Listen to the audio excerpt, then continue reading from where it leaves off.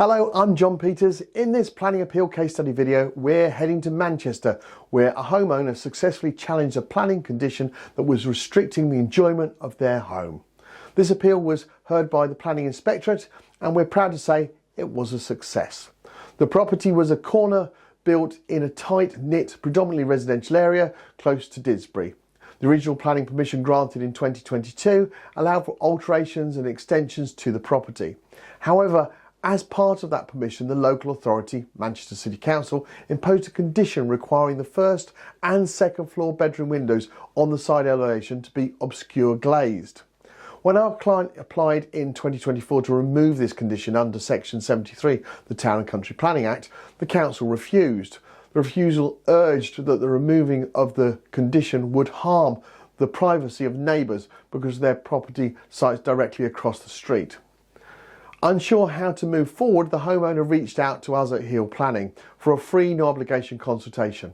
We assessed and reviewed the refusal and the site context and the planning history. We quickly identified that there were grounds for an appeal, and we followed up with a full written proposal giving the client the clarity they needed before proceeding. We took the appeal to the Planning Inspectorate. The inspector visited the site in January and by the 19th of February issued their decision, allowing the appeal and granting permission to remove the obscure glazing condition. The inspector examined the relationship between the two properties and the character of the area. This is an urban setting with traditional terraced homes, overlooking to some degree in common and expected. The inspector noted that the second floor window in question had already existed before the extension and had not been previously obscure glazed. That precedent meant it difficult to justify the condition for that window.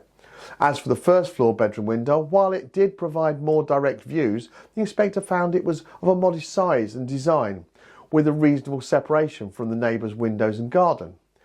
It was also noted that the use of the room as a single bedroom in a family home would mean any overlooking was intermittent and unlikely to cause substantial harm.